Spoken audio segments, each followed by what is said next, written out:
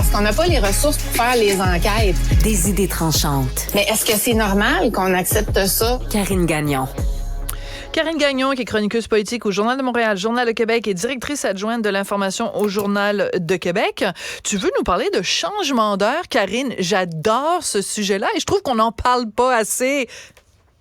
C'est fou, on en parle en fait un peu comme quand c'est Noël, là, tu sais, à chaque année où est-ce qu'il faut changer l'heure, ça revient. Puis là, on se dit, on devrait le faire, on devrait conserver l'heure. En fait, là, je suis tout le temps mêlée à savoir si c'est l'heure normale ou l'heure... bon, là, en fait, dans la nuit du 4 au 5 novembre...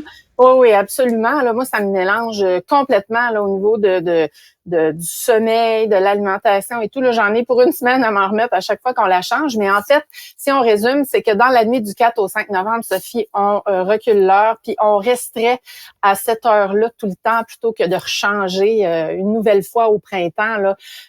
En fait, tu sais, ce système-là est pas mal dépassé. Là, puis il y a plusieurs endroits dans le monde qui ont déjà abandonné le changement d'heure. Il y a plusieurs endroits aussi où on réfléchit à le faire. Et là, c'est le PQ qui revient avec un projet de loi là-dessus.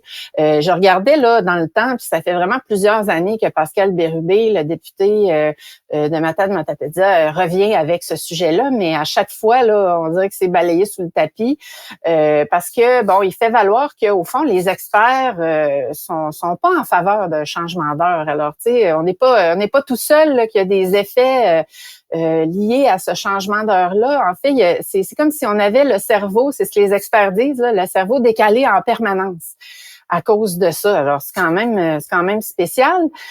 Et c'est que on avait fait ça à la base durant la Première Guerre mondiale. Mais oui, c'est ça. C'était pour une raison de productivité. Dans le fond, on voulait avoir les heures d'ensoleillement le plus possible en même temps que les heures d'activité. Mais sauf que ça a des effets vraiment là sur les gens importants. T'sais, écoute, on parle de manque d'énergie, manque de sommeil, mais aussi de dépression dans certains cas, de plus d'accidents de voiture, plus d'accidents cardiovasculaires. C'est quand même pas des petits impacts là. Donc, sur la population. Oui. Et ça, c'est pour nous, les adultes, mais pour les enfants, je trouve que c'est pire. Tu parlais tout à l'heure du fait que ça te prend une semaine pour t'en remettre. Pour les enfants, et surtout les enfants en bas âge, je trouve que c'est vraiment pire. Et donc, selon toi, c'est un bon projet de loi que Pascal Bérubé met de l'avant. Oui, ben je trouve, tu sais, tu parles d'enfants, là, tous ceux qui ont été parents ou qui sont parents, là, qui ont eu des jeunes enfants, en fait, savent à quel point c'est l'enfer, là, quand on change l'heure. Les enfants sont vraiment tout mêlés. Puis là, ils ont faim pas au bon moment. Je pourrais te dire la même chose des chiens qui deviennent tout mélangés.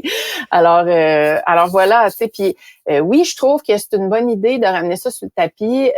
Aux États-Unis, il faut rappeler que le Sénat a adopté je sais plus comment on appelle ça, un projet de loi ou une motion, en tout cas, à cet effet-là, sur le fait qu'on voulait abandonner le changement d'heure. Ça doit encore passer devant la Chambre des représentants, mais bref, c'est quelque chose qui se discute un peu partout.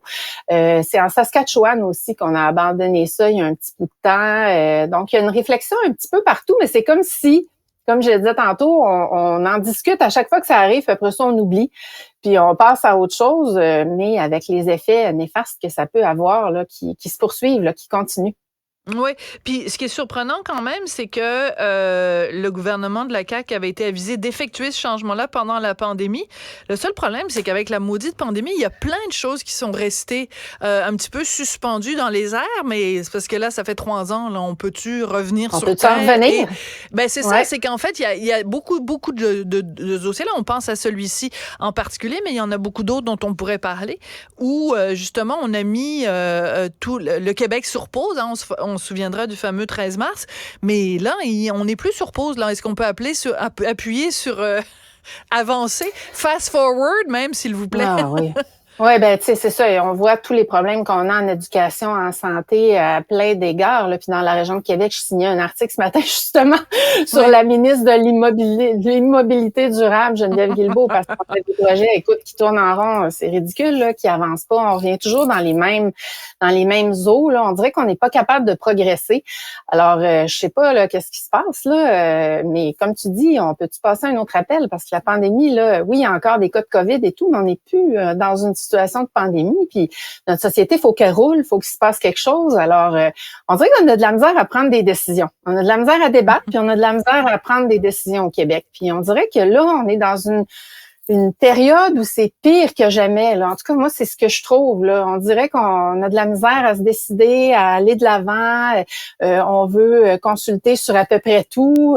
Tout le monde, même en culture, hein, puis t'écris souvent là-dessus, là, c'est rendu qu'on est dans l'indécision permanente. Là. Donc, c'est un peu désolant tout ça. Là. Puis, tu sais, sur un sujet comme ça, alors qu'on en discute un peu partout, je parle du changement d'heure, ben on devrait, à un moment donné, arriver à une décision. Puis, c'est vrai que M. Legault avait démontré une certaine ouverture là, avant la pandémie. Donc voilà, on peut-tu réfléchir, en discuter, puis prendre une décision finalement. Là. Si on veut pas le faire, qu'on le dise, puis si on veut aller de l'avant, qu'on y aille. Mais à un moment donné, il me semble qu'il faut avancer là, sur plusieurs dossiers.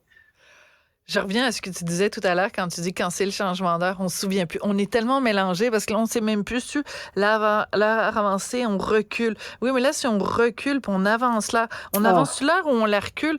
Écoute, c'est comme à chaque fois, en plus, pourtant, tu sais, je veux dire, ça fait 58 ans, moi, que je la change là.